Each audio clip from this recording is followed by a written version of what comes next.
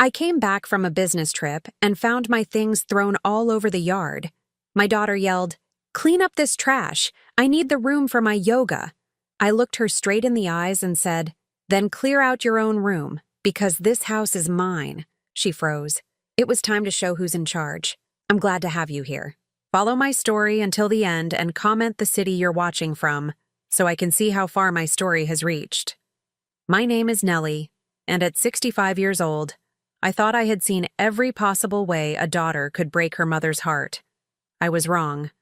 The rental car's engine was still ticking as I stepped onto my own driveway, exhaustion weighing heavy on my shoulders after 3 days of business meetings in Chicago.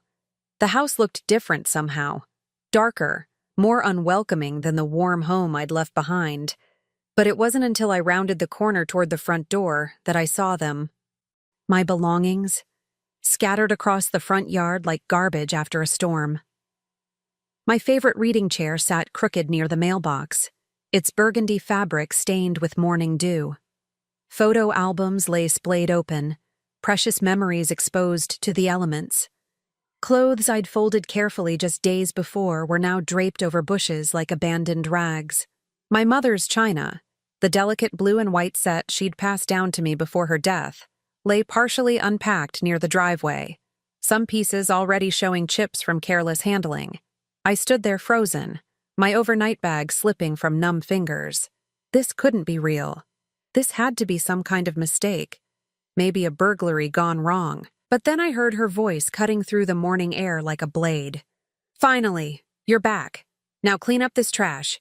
I need that room cleared out by noon." Thalia emerged from the house wearing designer yoga pants that cost more than most people's weekly grocery budget, and a tank top that showed off the expensive personal trainer sessions I'd been paying for. At 35, my daughter had perfected the art of looking effortlessly beautiful while delivering maximum cruelty. Her blonde hair was pulled back in a perfect ponytail, not a strand out of place, and her makeup was already flawless despite the early hour. "Thalia," I whispered, my voice catching in my throat. "What is this? What happened to my things?" She rolled her eyes, that same exaggerated gesture she'd been using since she was 13. "Nothing happened to them. I moved them out. I told you last week I was converting your bedroom into a meditation and yoga space. You obviously weren't listening. I searched my memory desperately. No such conversation had ever taken place. You never said anything about, God, Mom, your memory is getting worse by the day." She cut me off with a dismissive wave. "I specifically told you I needed more space for my wellness routine. The guest room is perfectly fine for you. You're hardly ever here anyway with all your little work trips." Little work trips. She said it like I was gallivanting around the country for pleasure instead of working to maintain the home she lived in rent-free, the car she drove without making payments, the lifestyle she'd grown accustomed to without ever asking what it cost. "But my things," I said, gesturing weakly toward the chaos spread across the lawn. "My mother's china, the photos, are perfectly fine. Stop being so dramatic." Thalia checked her phone, clearly bored with the conversation. "Ashley and Madison are coming over at 11 for our yoga session, so I need this mess cleaned up before then. I can't have my friends seeing this disaster." The casual cruelty in her tone hit me like a physical blow. I looked around at my life scattered across the grass, 40 years of memories, treasures, and personal belongings reduced to an embarrassing mess that might inconvenience her social schedule. "Thalia, please, some of these things are irreplaceable. The photo albums, my mother's dishes. Then you should have been more careful with them instead of hoarding so much junk." She was scrolling through her phone now, not even bothering to look at me. "Honestly, Mom, you're like one of those hoarder people on TV. It's embarrassing. Hoarder people." I thought about my modest bedroom, the room I'd given up when she moved back in, temporarily 3 years ago. A few books on the nightstand, some family photos, my mother's jewelry box, a comfortable reading chair by the window. Hardly the stuff of reality TV interventions. Where am I supposed to sleep tonight? The question came out smaller than I intended, like a child asking permission. The guest room, obviously. I already told you that. She finally looked up from her phone, and there was something cold in her green eyes, something that made my stomach turn. "You act like it's the end of the world. It's just a room change. You'll survive. Just a room change." As if she were rearranging furniture instead of displacing her own mother from the bedroom she'd occupied for 15 years. The room where I'd cried myself to sleep after her father died, where I'd planned and worried and dreamed about giving her the best life possible. But my things will go wherever they fit. What doesn't fit gets donated or thrown away. I'm not running a storage facility here. Thalia's voice was getting sharper now, impatient. "Look, I don't have time for this drama. I have an important conference call in 20 minutes, then yoga with the girls, then lunch with Derek." Derek, the latest in a string of men she'd been dating, each one lasting just long enough to buy her expensive dinners and weekend trips before she grew bored and moved on. I'd learned not to bother learning their names anymore. "Now, are you going to clean this up?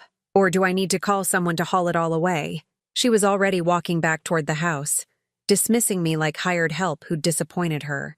I stood there in my own driveway, surrounded by the debris of my life, watching my daughter disappear into the house without a backward glance. Neighbors were starting to emerge for their morning routines. Mrs. Patterson retrieving her newspaper, the young couple from next door loading their baby into the car for daycare. They all looked at me with expressions ranging from curiosity to pity, but no one approached. No one offered to help. The humiliation burned in my chest like acid. This was my house. My name was on the deed, on the mortgage I'd been paying faithfully for 22 years. Yet here I was, being treated like an inconvenient tenant who'd overstayed her welcome. I bent down and picked up one of the photo albums, brushing dirt from its cover. The plastic sleeve was cracked, and some of the pictures had come loose. Photos of Thalia's childhood, birthday parties I'd thrown, school plays I'd attended, family vacations I'd saved for months to afford. All of it now deemed junk worthy of the front lawn. As I knelt there among my scattered belongings, something shifted inside me. It wasn't anger yet. That would come later. It was something colder, more calculating. A voice in the back of my mind that had been sleeping for too long, suddenly wide awake and whispering a single crystal-clear thought. Enough. I gathered what I could carry and headed for the guest room, my temporary exile in my own home. But as I climbed the stairs, I caught my reflection in the hallway mirror and paused. The woman looking back at me wasn't the doormat Thalia thought she was dealing with. There was something new in my eyes, something that had been dormant for far too long. My daughter had no idea who she was really dealing with, and it was time she found out. After all, there were things about her mother that Thalia had never bothered to learn. Important things, dangerous things. Things that were about to change everything. The guest room felt foreign despite being in my own house. I sat on the narrow twin bed, so different from the king-size bed I'd slept in for 15 years, and stared at the cardboard boxes I'd hastily packed with my most essential belongings. 3 boxes. That's what 35 years of building a life had been reduced to. But as I unpacked my mother's jewelry box, running my fingers over the familiar velvet lining, memories began flooding back. Not the painful ones from this morning, but older ones, darker ones. The ones that reminded me exactly how I'd ended up in this position. It started when Thalia was 7 years old, and her father, my husband Robert, died suddenly of a heart attack. One moment, I was a wife and mother living a comfortable middle-class life, and the next, I was a widow with a 7-year-old daughter, a mortgage, and exactly $1,743 in our checking account. I remember sitting at the kitchen table that first night after the funeral, surrounded by sympathy casseroles and unpaid bills, trying to figure out how to explain to a 7-year-old why Daddy wasn't coming home ever again. Thalia had crawled into my lap, her little face streaked with tears she didn't understand, and asked if we were going to have to move away from our house. "No, baby," I'd whispered into her hair, making a promise I had no idea how to keep. "We're staying right here. Mommy's going to take care of everything." And I had. God help me. I had taken care of everything. Robert's life insurance barely covered the funeral costs. The savings account we'd been building for Thalia's college education evaporated within 6 months, eaten up by daily expenses and the reality that my part-time job at the local library wasn't nearly enough to support us. I remember the night I sat at this very kitchen table, calculator in hand, trying to make the numbers work. They never did. That's when I made the first of many sacrifices that would define the next 28 years of my life. I took a second job cleaning offices at night, then a third job on weekends, doing data entry from home while Thalia slept. I sold my car and bought a used one with cash. I stopped buying new clothes, started shopping at thrift stores, learned to cut Thalia's hair myself to save the $20 salon visits, but I never let her know how hard things were. Never let her see me cry over the bills or worry about where her next pair of shoes would come from. I wanted her childhood to be as normal as possible. Wanted her to feel secure and loved despite losing her father so young. Maybe that was my first mistake. By the time Thalia was in high school, I'd become an expert at hiding our financial struggles. When she wanted to join the cheerleading squad, I worked overtime for 2 months to pay for the uniform and camp fees. When she needed a dress for homecoming, I told her I'd been saving up for it, not mentioning that I'd been eating peanut butter sandwiches for lunch every day for 3 weeks to afford it. She never asked where the money came from. She just expected it to be there. I thought I was being a good mother. I thought I was protecting her from the harsh realities of our situation. What I was actually doing was raising a daughter who believed that her needs and wants were the center of the universe, and that someone else would always appear to handle the messy details of making those wants become reality. The pattern continued through college. Thalia wanted to go to an expensive private university because all her friends were going there. I took out a second mortgage on the house to pay for it. When she decided to change majors from business to art history in her junior year, extending her graduation date by 2 years, I didn't argue. I just worked more hours and delayed my own retirement savings. When she graduated with a degree she never used and moved back home, temporarily, I told myself it was normal. Lots of young adults struggled to find their footing in the job market. I'd help her for a few months, maybe a year, until she got established. That was 3 years ago. 3 years of watching my daughter sleep until noon, spend her afternoons at yoga classes and coffee shops with friends, and her evenings on dates with men who took her to expensive restaurants she could never afford on her own. 3 years of her treating me like a roommate she was doing a favor by tolerating, rather than the mother who'd sacrificed everything to give her the life she lived. I opened the small notebook where I kept track of household expenses and flipped to the page marked Thalia. The numbers were staggering when you added them up.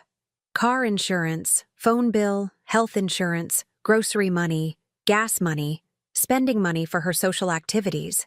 In the last 3 years alone, I'd spent over $47,000 supporting her lifestyle. $47,000 that could have gone toward my retirement, or home improvements, or the vacation I hadn't taken in 15 years. But it was the emotional cost that hurt more than the financial one. Somewhere along the way, I'd stopped being Thalia's mother and become her ATM. She didn't ask about my day or my feelings or my dreams. She didn't notice when I was tired or sick or sad. I existed solely as a resource to be accessed when needed and ignored when not. Like this morning.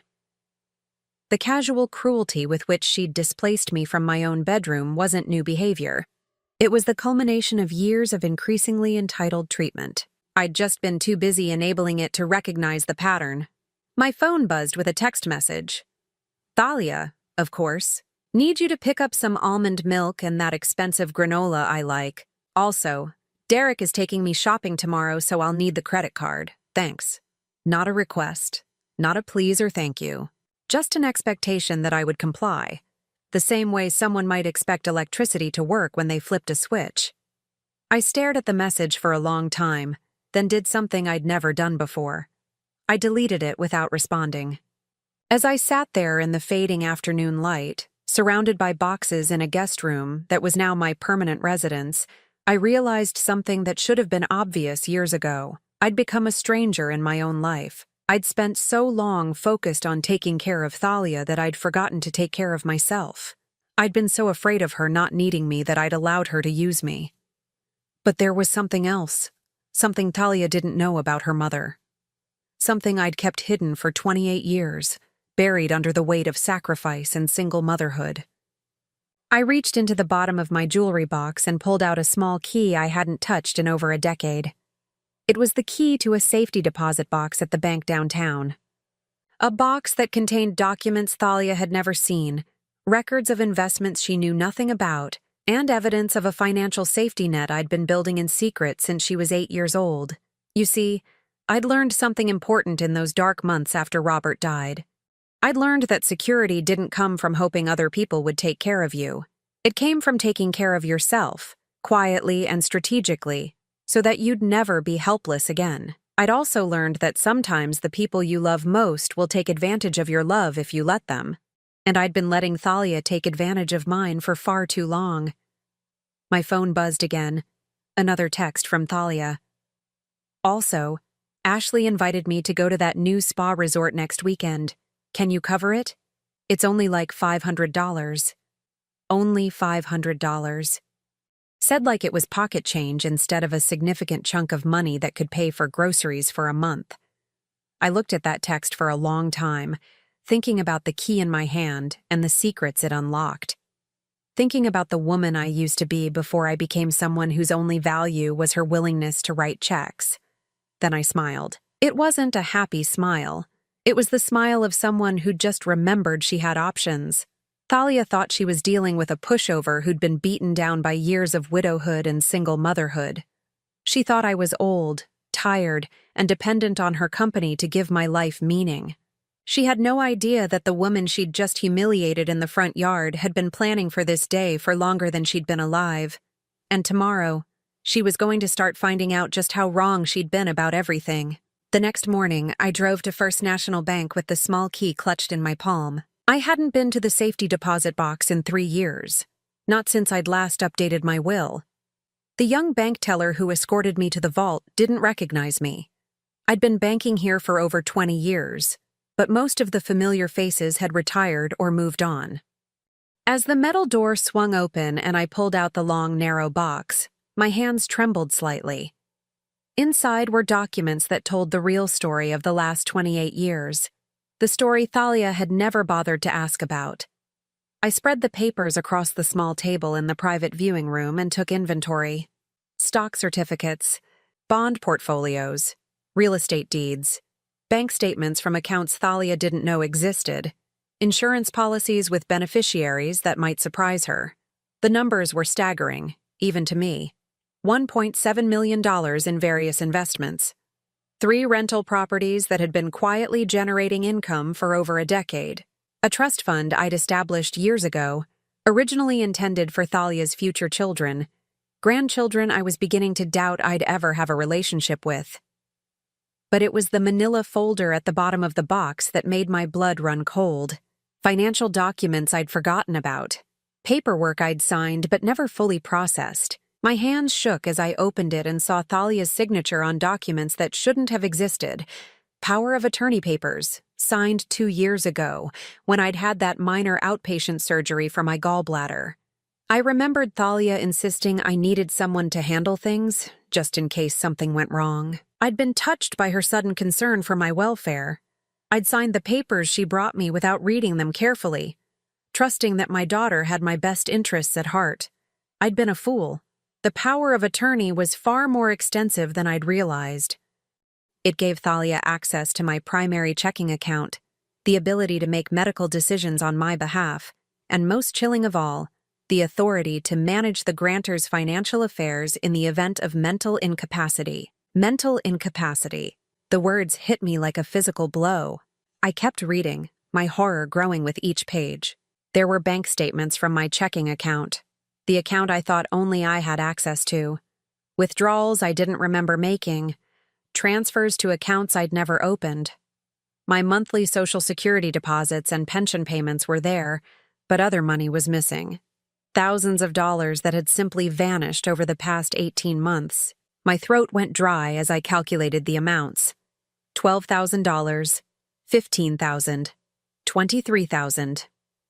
Money that should have been in my account was gone, siphoned off in amounts small enough to avoid triggering any automatic alerts, but large enough to fund Thalia's lifestyle of yoga classes, expensive dinners, and spa weekends.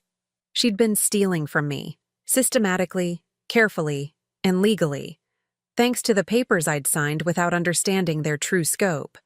But that wasn't the worst part. Tucked behind the bank statements was a printed email that made my stomach turn. It was from Thalia to someone named Derek Stevens, the same Derek she'd been dating for the past few months. "The old lady is getting more suspicious lately," it read. "Asking questions about bills and stuff. Might need to move up our timeline. The house alone is worth at least $400,000, and that doesn't include whatever else she's hiding. She's not as sharp as she used to be. Shouldn't be hard to prove she can't manage her own affairs anymore." My hands were shaking so hard I could barely hold the paper. I read it again, hoping I'd misunderstood. But the words were clear. Thalia wasn't just stealing my money. She was planning to have me declared mentally incompetent so she could take control of everything. The old lady. That's how she referred to me in private. Not as her mother, not even by name. Just the old lady, whose assets she was systematically planning to acquire.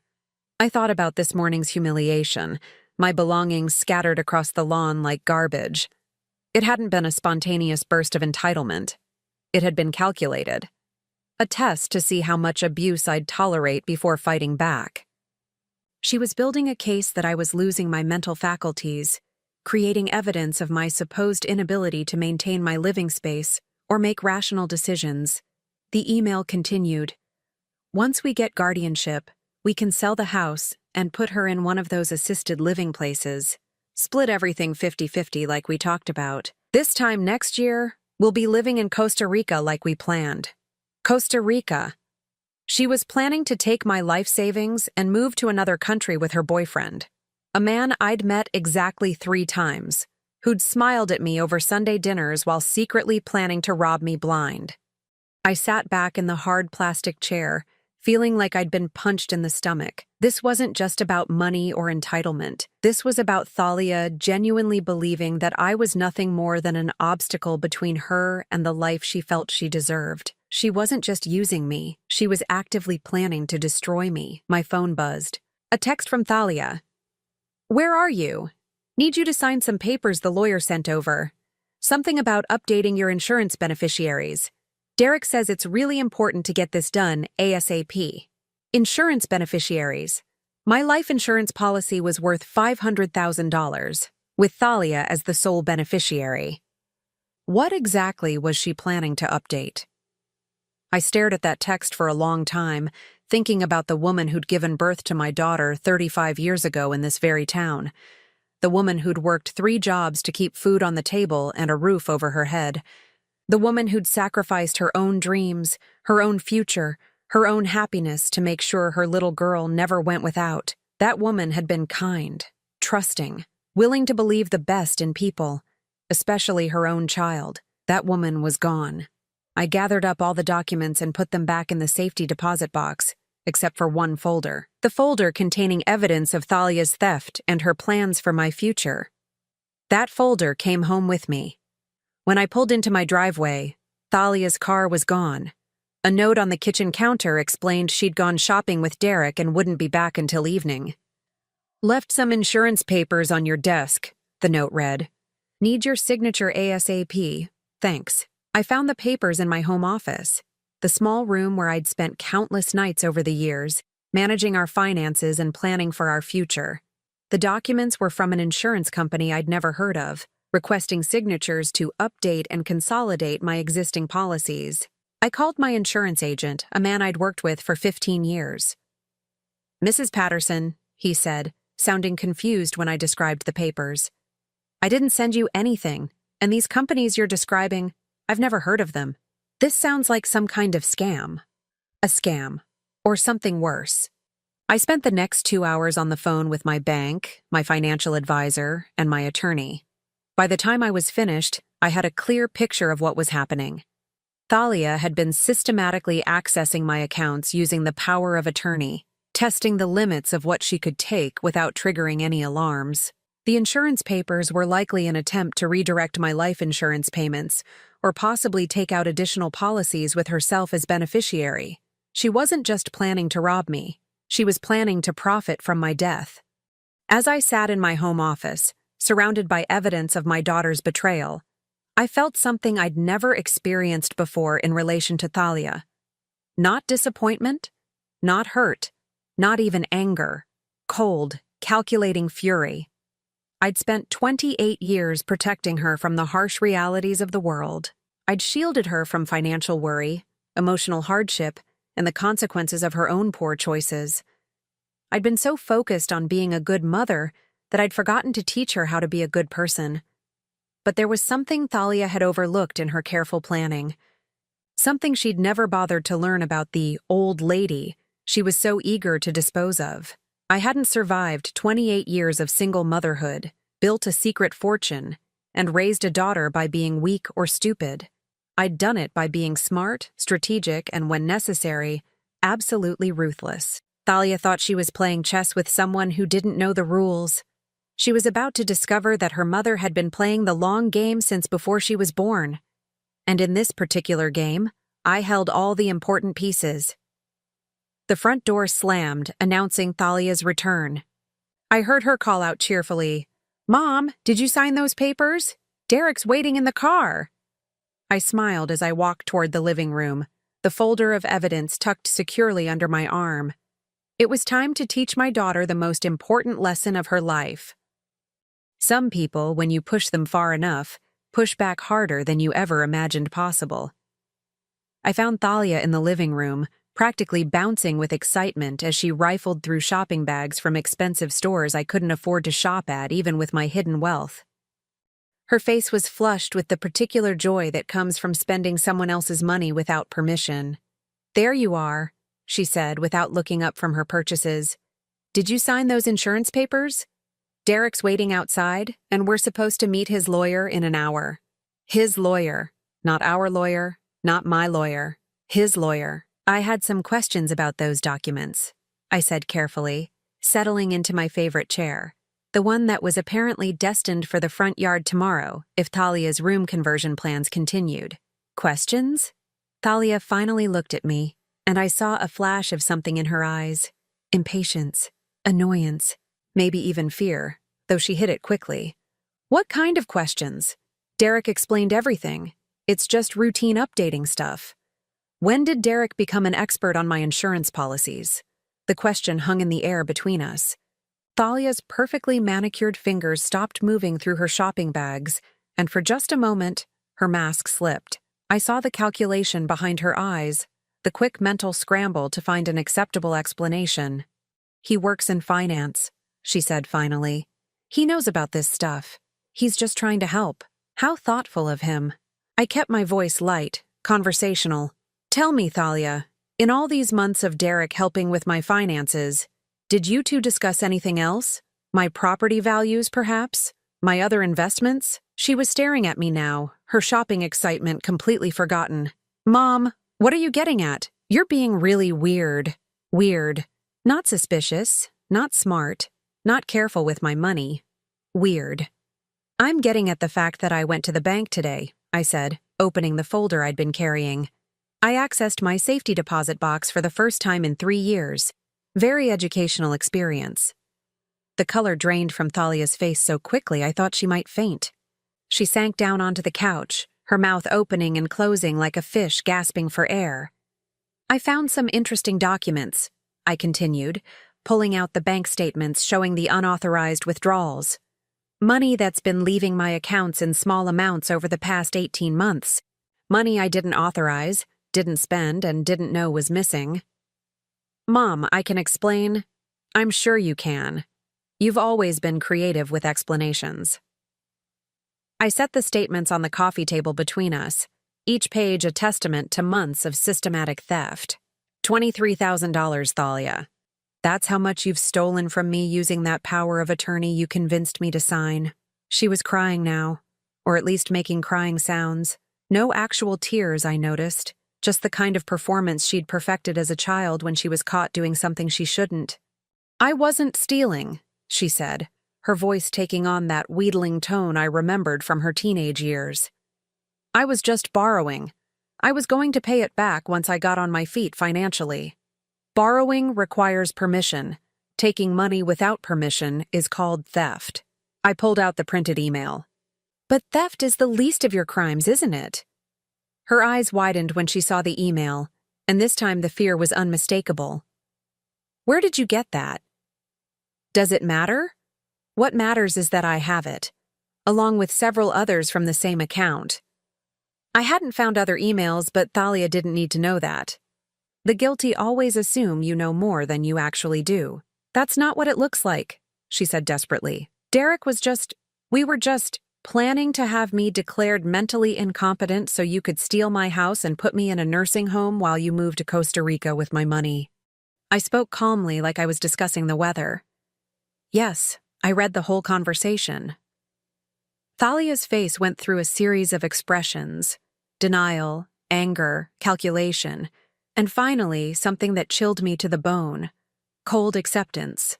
The mask was off completely now, and I was seeing my daughter's true face for the first time in years. So what?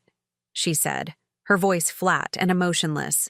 So what if we were planning that? You're 65 years old, Mom. You're not getting any younger. At least this way you'd be taken care of in a nice facility instead of deteriorating alone in this house. The casual cruelty of it took my breath away. Taken care of with whose money, Thalia? After you've stolen everything I've worked for? She shrugged, like my life savings were pocket change. You can't take it with you when you die. At least this way it would go to someone who could actually enjoy it. Someone like Derek? Derek and I have plans. Real plans for our future. We're not going to waste our lives working dead-end jobs and living in the same boring house for 30 years. Her voice was getting stronger now, more confident. She was warming to her theme. We deserve better than this. Deserve. There was that word again. And what exactly have you done to deserve my life savings? I've put up with you for 35 years, she said, her eyes flashing with genuine anger now. Do you have any idea what it's been like having you as a mother? Always working, always tired, always worried about money, never any fun, never any adventure, just bills and responsibility and guilt trips about being grateful for what we had. I stared at her, genuinely stunned. I worked 3 jobs to keep us afloat after your father died. I sacrificed everything to make sure you had a stable home and could go to college. Sacrificed, she interrupted, rolling her eyes. That's all you ever talk about. Your sacrifices, your hard work, your struggles. Did it ever occur to you that maybe I didn't ask for any of that? Maybe I would have preferred a mother who was actually present instead of always off working or worrying. The words hit like physical blows. Every choice I'd made, every sacrifice I'd endured, every sleepless night I'd spent worrying about her future, all of it dismissed as selfishness, disguised as martyrdom. You're right, I said quietly. You didn't ask for any of that, but you certainly enjoyed the benefits, didn't you? The private school, the college education, the car, the clothes, the house you've been living in rent-free for 3 years. I never asked you to pay for any of those things. No, you just expected them to appear, like magic. I stood up, gathering the documents. Well, the magic show is over, Thalia. Something in my tone must have warned her that the conversation had shifted into dangerous territory. She leaned forward, her expression shifting back to the manipulative sweetness she used when she wanted something. Mom, look, maybe we both said some things we didn't mean. We can work this out. We're family. Are we? I asked, genuinely curious. Because family members don't usually plot to rob each other and abandon each other in nursing homes. I would never abandon you. I was just... Derek gets these ideas sometimes, and I go along with them because you're weak. The words came out colder than I'd intended, but I didn't regret them. You're weak, and you're greedy, and you've spent so many years having other people solve your problems that you don't even know how to take responsibility for your own choices anymore. Her face crumpled, but I wasn't fooled. I'd seen this performance too many times before. I'll pay it back, she said, her voice small and childlike. All of it. I'll get a job, a real job, and I'll pay back every penny I took. We can forget about Derek's stupid plans and just go back to the way things were.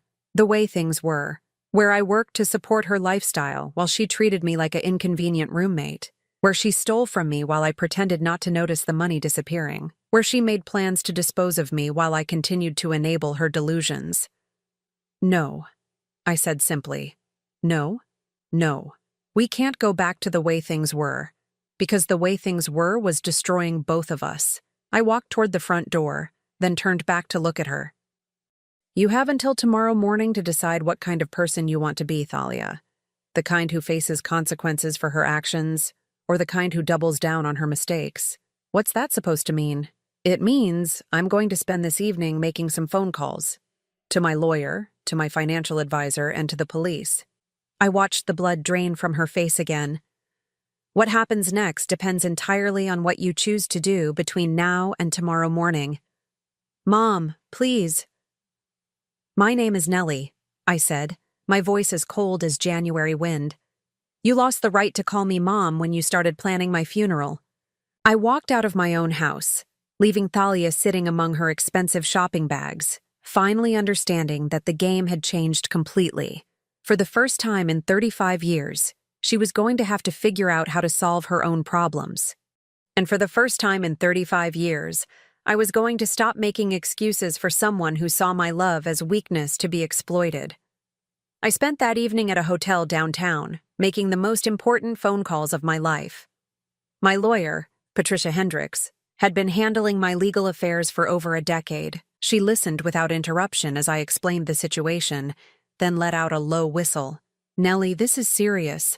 What Thalia's done with the power of attorney could be considered elder abuse. The financial exploitation alone could result in felony charges. Her voice was grim. How do you want to handle this? I want to give her one chance to do the right thing, I said, staring out the hotel window at the city lights below. One chance to come clean and start making amends. If she takes it, we handle this privately. If she doesn't, we throw the book at her. Patricia's tone left no room for argument. I'll have everything prepared either way. What's your timeline? 24 hours. The next morning, I returned home to find Thalia pacing the living room like a caged animal. She'd been crying, real tears this time, judging by the puffy eyes and blotchy complexion. Derek was nowhere to be seen, which told me everything I needed to know about his loyalty when things got difficult. Mom, she said the moment I walked through the door. Thank God you're back. I've been thinking all night, and you're right, about everything. I was wrong, and I want to fix this. I said nothing, just hung my coat in the closet and walked to the kitchen to make coffee. She followed me, hovering nearby like she used to as a child when she was in trouble. I broke up with Derek, she continued, her words tumbling over each other in her desperation to convince me of her sincerity. I told him his plans were crazy and that I would never do anything to hurt you. He got angry and left, but I don't care. You're more important than any guy. I poured water into the coffee maker, still silent. Thalia's voice was getting higher, more frantic. I know I took money from your account, and I know it was wrong. I'll pay it all back, I swear. I'll get a job today, this morning even. I'll work 2 jobs if I have to. Whatever it takes to make this right. The coffee maker gurgled to life. I turned to face my daughter, really looking at her. She was 35 years old, but standing there in my kitchen, wringing her hands and promising to change, she looked like a child who'd been caught stealing candy. How? I asked simply. How what? How will you pay back $23,000? You have no job, no savings, no assets of your own. You've never held a position for longer than 6 months in your entire adult life. I kept my voice neutral, curious rather than accusatory. Walk me through your plan. She blinked, clearly not having thought that far ahead. I'll figure something out. There are lots of jobs out there. What kind of jobs? I don't know. Retail, maybe? Or I could do the yoga instructor certification I've been talking about. I'm good at yoga. Retail jobs typically pay minimum wage, I said, leaning against the counter. Even if you worked full-time at $8 an hour, that's about $16,000 a year before taxes. After taxes, rent, food, and basic expenses, you might have $50 a month left over. At that rate, it would take you approximately 38 years to pay me back. The color drained from her face as the mathematics of her situation became clear. Or, I continued, you could become a yoga instructor. Most studios pay between $25 and $75 per class. If you taught one class a day, 7 days a week, at the top rate, that's about $27,000 a year. Better, but still not enough to pay me back and support yourself. I could live here while I'm paying you back, she said desperately. I wouldn't charge you rent or anything. You haven't been paying rent for 3 years. That's another $48,000 you owe me in back rent alone. Her mouth fell open. You want me to pay rent? I'm your daughter. And there it was. The entitlement that had been festering for decades, finally exposed in all its ugly glory. Even now, even after being caught stealing from me, she still believed she deserved to live in my house for free. Yes, Thalia. You're my daughter, not my dependent child. My adult daughter who's been taking advantage of my generosity for years. I poured myself a cup of coffee, inhaling the familiar aroma. And that brings us to the real question. What question? Are you actually sorry for what you did? Or are you just sorry you got caught? She opened her mouth to protest, but I held up a hand to stop her. Think carefully before you answer, because your response is going to determine what happens next. For a long moment, the kitchen was silent except for the hum of the refrigerator. I watched Thalia's face go through a series of expressions as she processed my question. I could almost see the wheels turning in her head, calculating which answer would get her what she wanted. That calculation told me everything I needed to know. I'm sorry for what I did, she said finally, but her eyes didn't meet mine. I know it was wrong to take your money. I know it was wrong to plan those other things with Derek. I was confused and scared about my future, and I made terrible choices. It was a good answer, a perfect answer, actually. Exactly what someone would say if they were truly repentant and wanted to make amends. It was also complete bullshit. I believe you, I said, and watched relief flood her features. Which is why I've decided to give you a chance to prove your sincerity. Thank you, Mom. Thank you so much. You won't regret this, I promise. I've arranged for a family meeting tonight, I continued, pulling out my phone. 7 o'clock. I've invited some people who care about our family's welfare to witness your apology and your commitment to making things right. A family meeting? Uncertainty crept into her voice. What people? Your Aunt Sarah, for one. She's driving down from Portland this afternoon. Sarah was my sister, a retired high school principal who'd never been fooled by Thalia's charm. And my lawyer, Patricia, and Detective Morrison from the county sheriff's office. Thalia went very still. A detective? Why do we need a detective at a family meeting? Because what you did is a crime, sweetheart. Elder abuse, financial exploitation, conspiracy to commit fraud. The detective is here to witness your confession and your commitment to restitution. If you're sincere about making amends, you shouldn't have any problem admitting what you did in front of people who matter. But if I confess to a police officer, you'll be taking responsibility for your actions like an adult. I set down my coffee cup and looked directly into her eyes.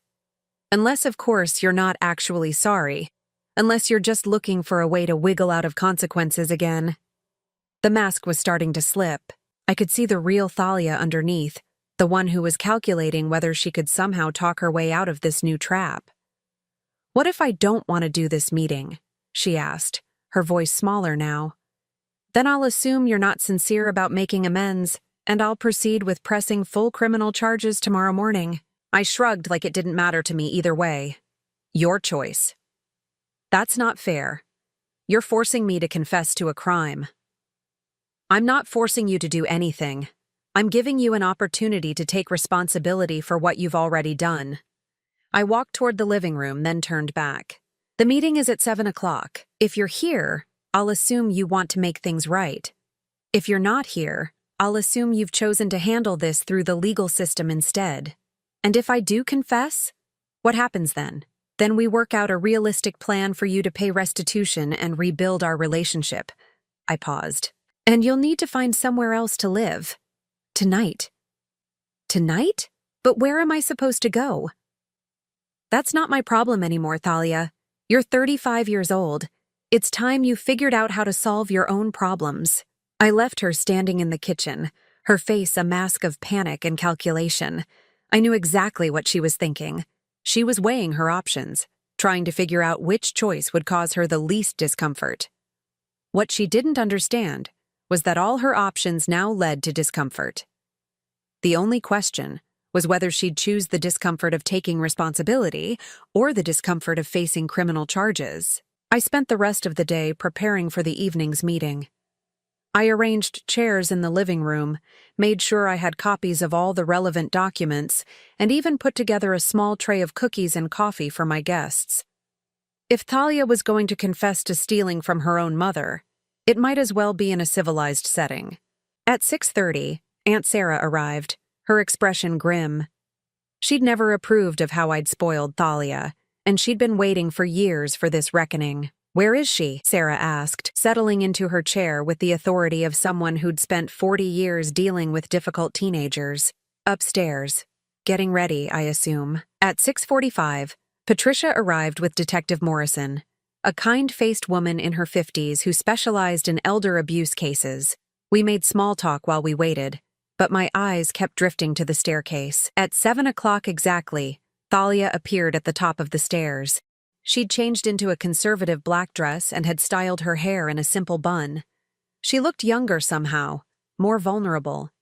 It was a carefully crafted appearance designed to generate sympathy. But as she descended the stairs and saw the assembled group waiting for her, her step faltered. This wasn't the casual family chat she'd been hoping for. This was a formal proceeding with witnesses and legal implications. "Good evening, Thalia," Detective Morrison said gently. "Your mother tells me you have something you'd like to share with us." Thalia looked at me, her eyes pleading for some kind of escape. But I'd learned something important over the past 48 hours. Sometimes the most loving thing you can do for someone is refuse to save them from themselves. Thalia stood frozen at the bottom of the stairs, her carefully composed facade cracking as she took in the formal arrangement of chairs, the serious faces, the detective's badge gleaming under the living room lights. This wasn't the casual family discussion she'd imagined. This was a tribunal. She began, then stopped, her eyes darting between me and the exit. I could see her mind racing, calculating whether she could simply walk out and pretend none of this was happening. "Please have a seat," Detective Morrison said gently, gesturing to the chair I'd placed directly across from the assembled group. "I understand you have something you'd like to tell us about some financial irregularities?" Thalia remained standing, her hands clenched at her sides. "I don't have to do this," she said, her voice higher than usual. "I don't have to confess to anything." "You're absolutely right," I said calmly. "You don't have to do anything. You can walk out that door right now if you choose." "And if I do?" "Then tomorrow morning, Detective Morrison will be back with a warrant for your arrest on charges of elder abuse and financial exploitation." I kept my voice even, matter of fact. "Your choice." For a long moment, nobody spoke. The only sound was the ticking of the grandfather clock in the corner. The clock Thalia had once suggested I sell because it was old-fashioned and probably worth something. Slowly, she walked to the designated chair and sat down, her posture rigid with resentment. "Now then," Detective Morrison said, pulling out a small recorder. "I'm going to record this conversation for accuracy. Mrs. Patterson, you've alleged that your daughter has been accessing your bank accounts without permission. Is that correct?" "Yes." I handed over the bank statements. $23,000 over 18 months, taken in small amounts to avoid detection. Detective Morrison examined the documents, then looked at Thalia. "Miss Patterson, did you take this money from your mother's accounts?" Thalia's jaw worked silently for several seconds. I could see her weighing her options, trying to find some way to minimize the damage. Finally, she spoke. "Yes, but it wasn't stealing. I had power of attorney. Technically, I was authorized to access her accounts." "For what purpose?" the detective asked. "For her care and welfare," Thalia said, gaining confidence. The power of attorney specifically states that I can manage her financial affairs. And you felt that yoga classes and spa weekends constituted your mother's care and welfare? The question hung in the air like a blade. Thalia's cheeks flushed red. I was stressed. Caring for an aging parent is difficult. I needed to maintain my own mental health in order to be there for her. Aunt Sarah made a sound of disgust. Caring for her? You've been living in her house rent-free for 3 years while she pays all your bills. That's between my mother and me, Thalia snapped, some of her old arrogance returning. Actually, Patricia interjected, it's between you and the criminal justice system now. The power of attorney you're referencing was obtained under false pretenses and used beyond its intended scope. That constitutes fraud. I never lied about anything. You told your mother the power of attorney was a temporary measure for her minor surgery, I said quietly. You didn't mention it would give you permanent access to my accounts or the authority to have me declared mentally incompetent. Thalia went very still. Who told you about that? You did. In your emails to Derek. I pulled out the printed messages. The ones where you discussed timeline for taking control of my assets and moving to Costa Rica. Detective Morrison read the emails, her expression growing colder with each line. Miss Patterson, these messages suggest you were planning to defraud your mother of her property and have her involuntarily committed to a care facility. Is that accurate? No, that was Derek's idea. I never would have gone through with it. But you didn't report his criminal intentions to authorities, the detective pointed out. Instead, you continued the relationship and the planning. That makes you a co-conspirator. Thalia was breathing heavily now, her composure completely shattered. You don't understand. I've given up everything for her.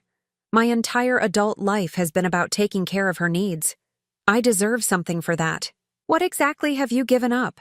Aunt Sarah asked, her voice sharp with decades of suppressed frustration. What sacrifices have you made? I live here. I keep her company. I make sure she's not alone. You live here rent-free, I corrected. You eat food I buy, drive a car I pay for, wear clothes I purchase. And far from keeping me company, you barely speak to me unless you need something. That's not true. When was the last time you asked how I was feeling? When was the last time you showed interest in my work, my friends, my life? I waited, but she had no answer. You don't even know what I do for a living, do you? Thalia's mouth opened and closed like a fish gasping for air. In all her calculations about my worth as a financial resource, she'd never bothered to learn the basic facts about my life. You think I'm just some lonely old woman who should be grateful for your presence, I continued. But the truth is, I've been lonelier living with you than I ever was living alone. At least when I was alone, I didn't have to watch someone I love treat me with contempt. I don't treat you with contempt.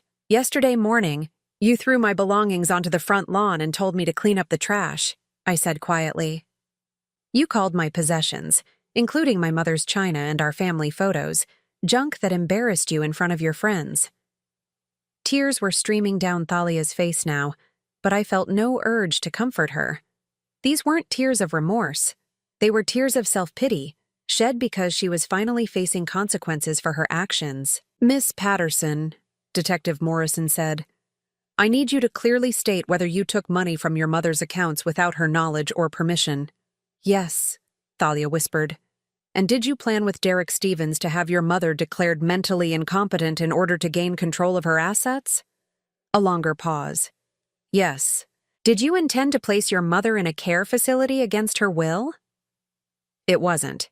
It wouldn't have been against her will. We would have convinced her it was for the best. Through deception and manipulation? Yes.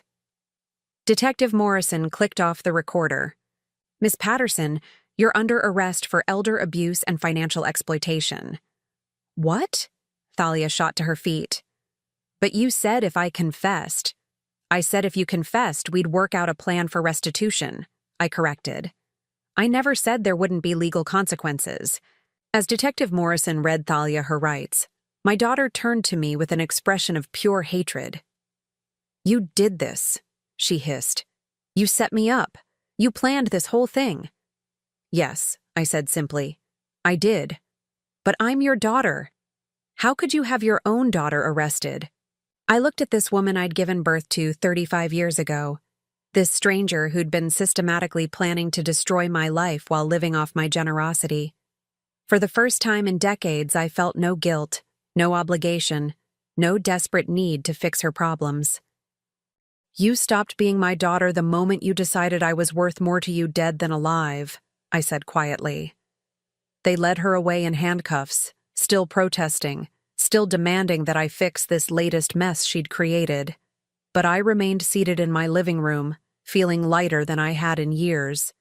6 months later, I was sitting in a different living room, my new living room, in a cozy condominium downtown that was just the right size for one person.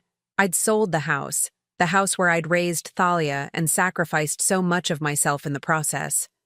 The new owners were a young couple with a baby on the way. They'd been thrilled with the spacious rooms and established garden. Thalia had pled guilty to reduced charges and received 2 years probation, plus an order to pay full restitution. She was working 2 minimum-wage jobs and living in a studio apartment across town. We hadn't spoken since the trial. I'd heard through Aunt Sarah that Thalia was telling people I was a cruel, vindictive mother who'd destroyed her life out of spite. Let her tell that story if it helped her sleep at night. I knew the truth.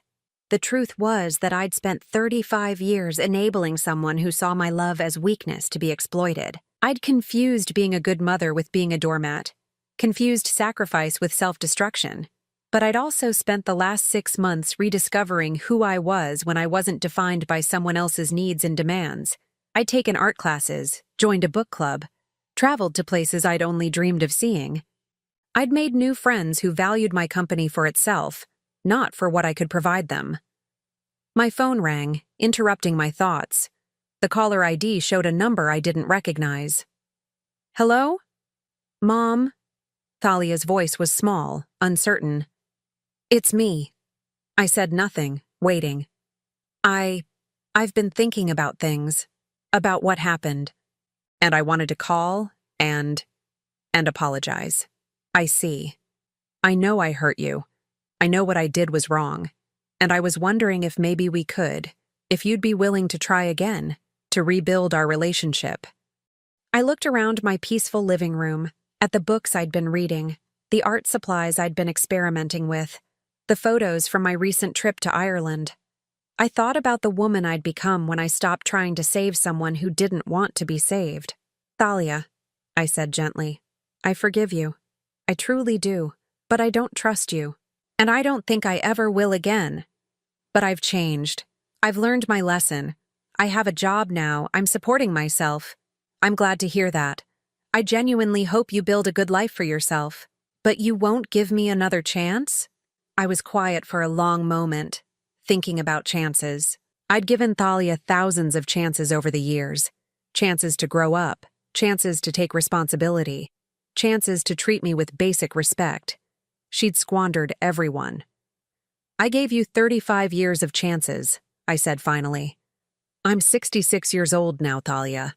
I don't have another 35 years to give." "So that's it? You're just cutting me off forever?" "I'm choosing to live the rest of my life surrounded by people who value me for who I am, not what I can give them." I paused. "I hope someday you understand the difference."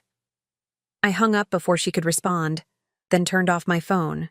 Outside my window, the city was coming alive with evening lights. Somewhere out there, people were struggling with the same impossible choices I'd faced. Parents wondering if they were helping or enabling. Children taking for granted the love that had shaped their entire lives. I couldn't save any of them, just like I couldn't save Thalia, but I could save myself. And for the first time in 35 years, that felt like enough.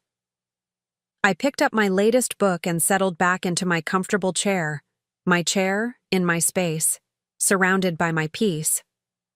The woman who'd once scattered my belongings across the front yard like trash was paying for her own belongings now, working for her own food, solving her own problems. It had taken 66 years, but I'd finally learned the most important lesson of all. Sometimes the greatest act of love is letting someone face the consequences of their choices. And sometimes the greatest gift you can give yourself is the freedom to walk away from people who mistake your kindness for weakness. I opened my book and began to read, completely alone and completely at peace. Now I'm curious about you who listened to my story. What would you do if you were in my place? Have you ever been through something similar? Comment below.